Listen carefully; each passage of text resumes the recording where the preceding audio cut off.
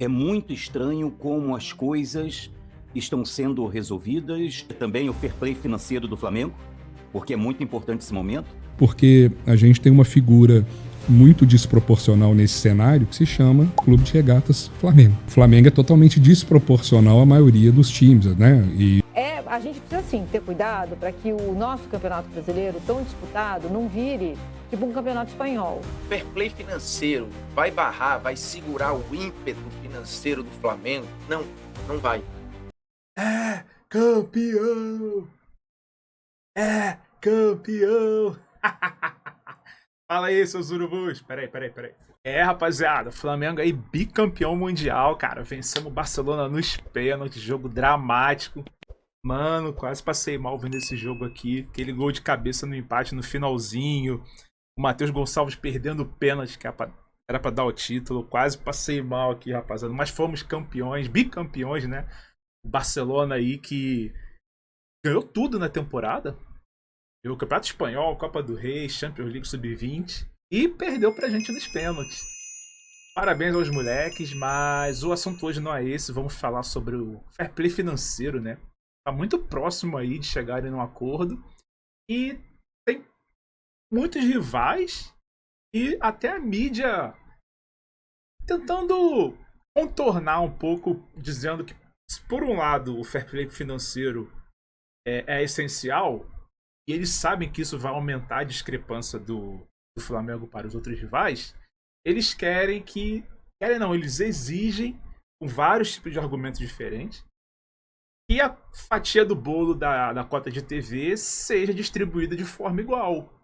E a gente sabe que, cara, o Flamengo não é a favor disso, porque não tem condições, cara. O Flamengo, ele tem a maior parte da audiência. O Flamengo não joga às 4 da tarde no domingo, Maracanã, porque a Globo quer vender pay-per-view. E aí? Aí você quer direitos iguais na transmissão, mas enfim... Separei aqui uns cortes aí da mídia esportiva falando sobre isso, tendendo a que essa fatia seja mais igualitária, e o Bruno Formiga explicando, bem explicadinho, como esse fair play financeiro funciona. E no finalzinho tem os idiotas lá do Twitter só passando vergonha, cara. O cara torce pro Botafogo e tá falando de fair play financeiro, torce pro Corinthians. Enfim, vamos que vamos. Partiu! Ah, só antes de começar, eu postei um vídeo ontem sobre uma notícia que a Betano poderia contratar um jogador de nível internacional pro Flamengo, né? E o Flamengo ele desmentiu esse rumor que tinha, né? Eu até acho bom, cara. Vai que eles no futuro exijam que esse jogador esteja em campo mesmo mal. Enfim, eu falei isso no vídeo também. Mas é isso. Vamos pro vídeo aqui do Bruno Formiga. Meus amigos, é o seguinte, fair play financeiro vai barrar, vai segurar o ímpeto financeiro do Flamengo, vai impedir uma janela poderosíssima do clube carioca, como aconteceu agora? Não, não vai. E tende até a aumentar a distância que hoje o Flamengo já tem da esmagadora maioria dos clubes do futebol brasileiro. Sim, fair play financeiro voltou a ser muito debatido por causa da janela que o Flamengo fez e ainda faz, e também porque o presidente da CBF voltou a falar do assunto. É uma promessa do Sami Khedira desde que ele assumiu, e essa semana ele organizou um grupo de clubes para debater uma proposta que provavelmente vai ser apresentada em novembro, mas a gente precisa de distinguir o que é fair play financeiro de teto de gastos, por exemplo, e entender que, para quem está organizado e que tem faturamento alto e sabe lidar com o dinheiro que entra, fair play financeiro vai ser uma excelente notícia.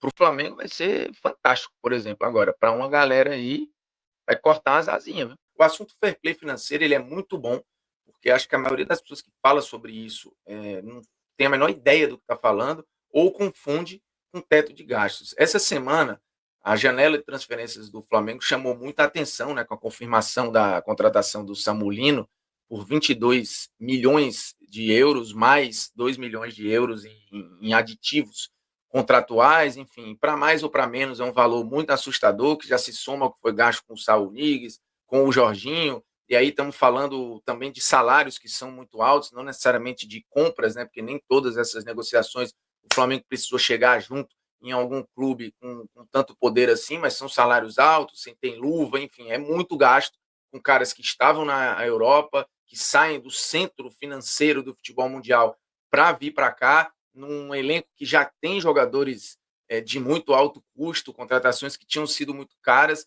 e o Flamengo dando um recado muito firme. E aí o Brasileirão da Opressão até colocou um certo grau de ironia ali, mas eu comentei em cima dessa postagem, porque eu acho que é útil debater esse assunto. Ele até brincou, rapaziada, tem que lançar fair play logo, porque como é que compete com uma coisa dessas? E aí muita gente comenta embaixo, é isso aí mesmo, tem que frear, porque é irresponsabilidade, é não sei o que, é covardia, barará, e não sei o que mais lá. E aí eu acho que a galera não tem ideia do que está falando e confunde o fair play com teto de gastos. Quando você estabelece um teto de gastos, você está falando, cara, não pode gastar mais do que isso aqui e acabou. No fair play financeiro, até tem um dispositivo que estabelece de um jeito ou de outro um teto de gastos, mas é um teto dentro da sua arrecadação. Então, quem arrecada muito vai ter um teto maior do que quem arrecada menos, ou quem arrecada pouco.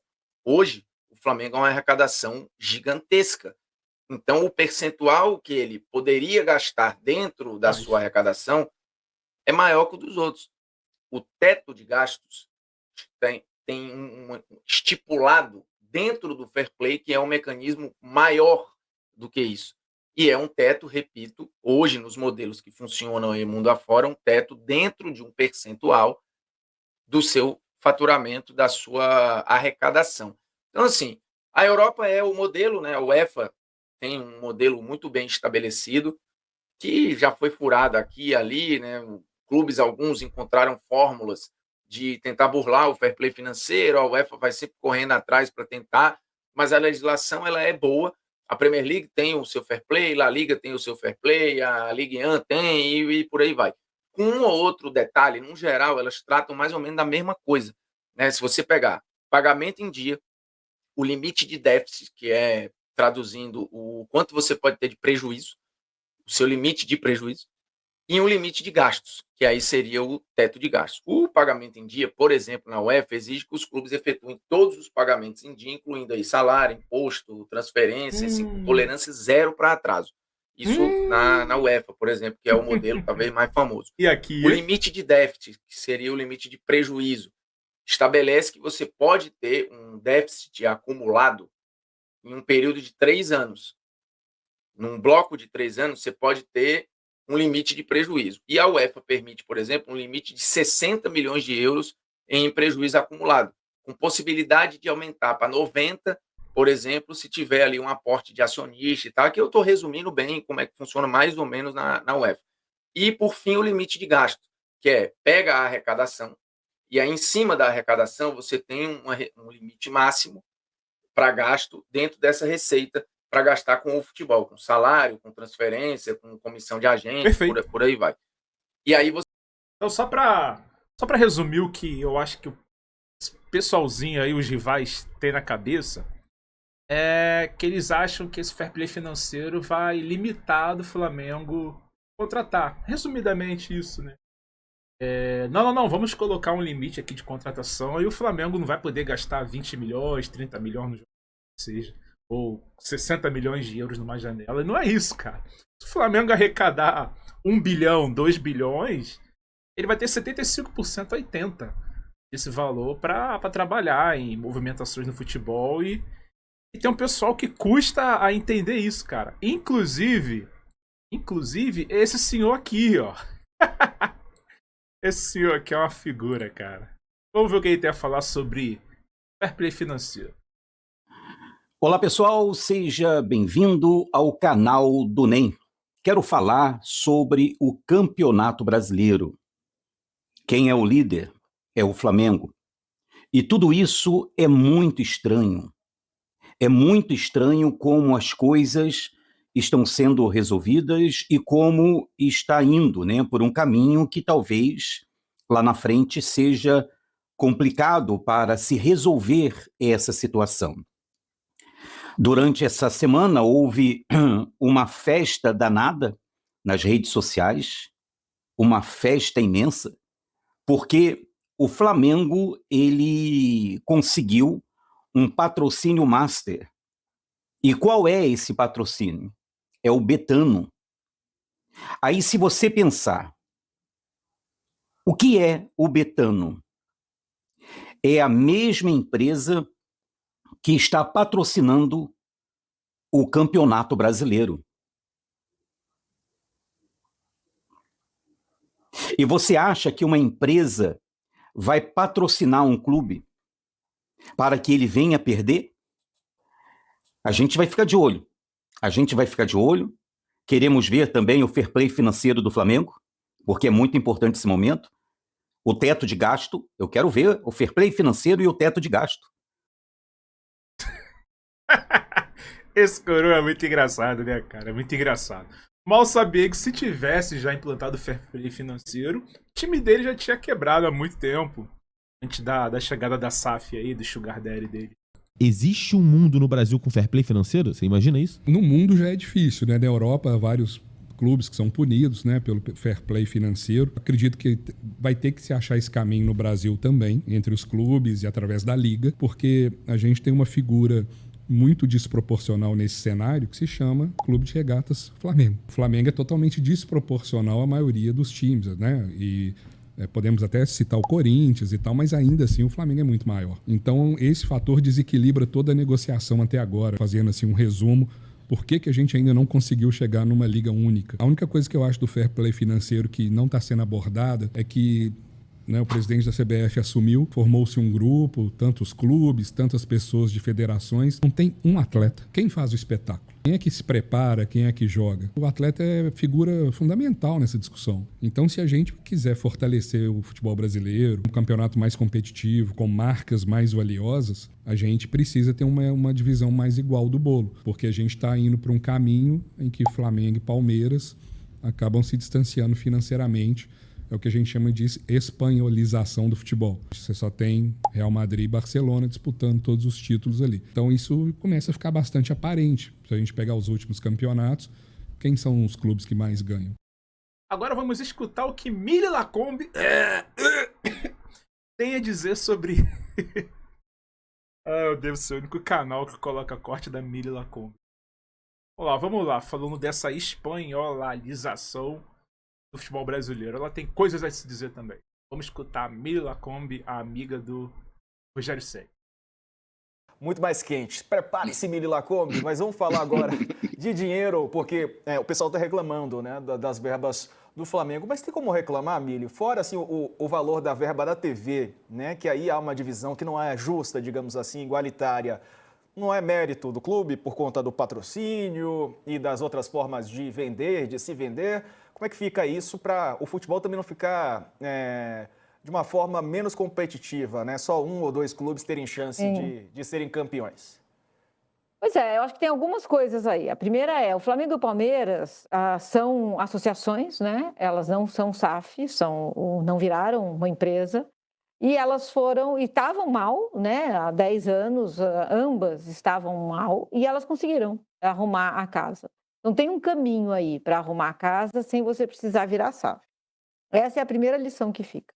A outra a gente precisa sim ter cuidado para que o nosso campeonato brasileiro, tão disputado, não vire tipo um campeonato espanhol, né? Que tem 2, no máximo 3 clubes lá brigando pelo título. Então, a função da regulação, essa que com a qual o liberalismo quer acabar, né? É essa. É você deixar as coisas mais niveladas, mais justas. Como a CBF vai fazer isso? A distribuição da verba de TV é um caminho para ser olhado, né? Então, aí Flamengo e Palmeiras vão bater pé dizendo que eles querem muito mais do que talvez seja devido, e outros tipos de regulação, para que o campeonato continue disputado, para que a gente não tenha 2, 3, máximo 4 clubes soltando ali dos outros e fazendo um campeonato à parte. Ninguém quer isso, né?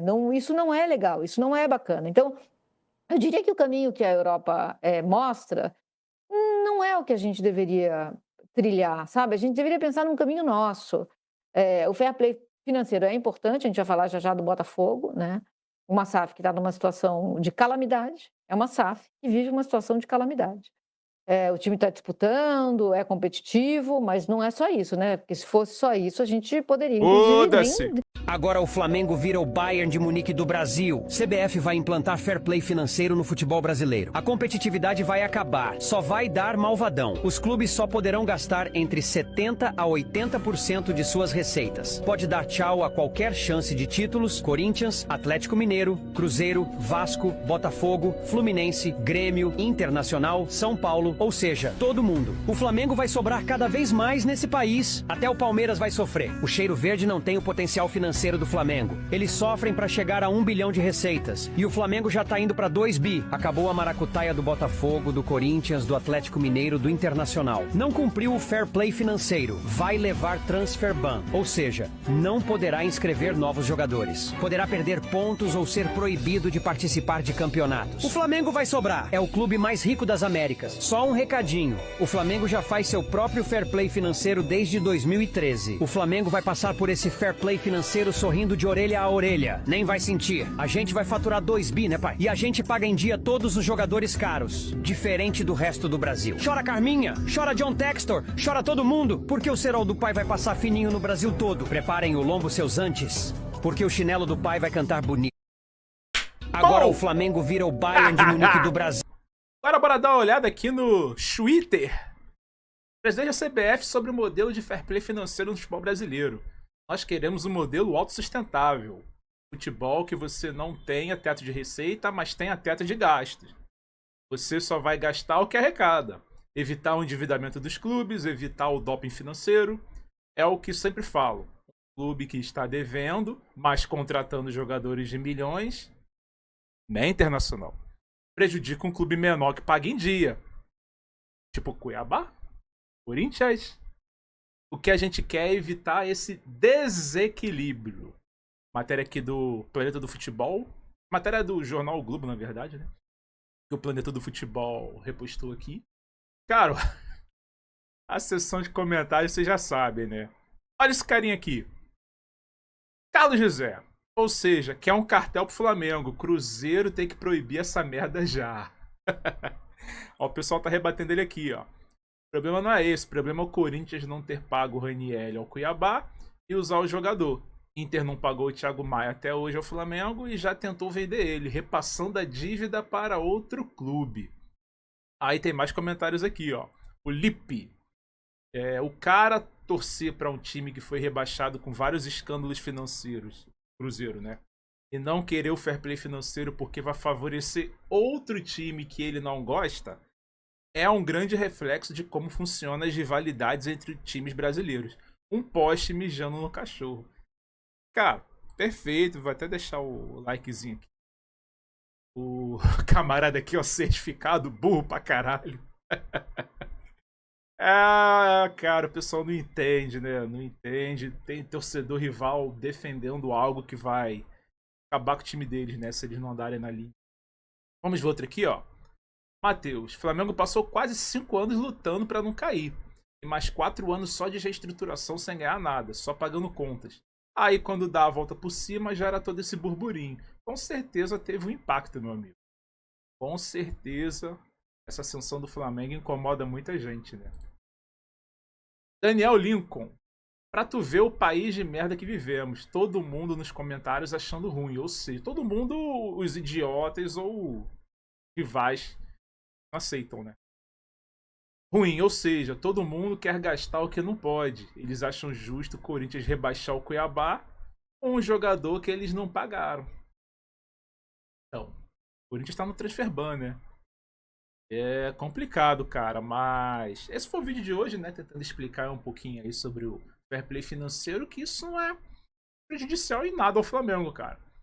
Acredito que num curto prazo vai até aumentar essa discrepância.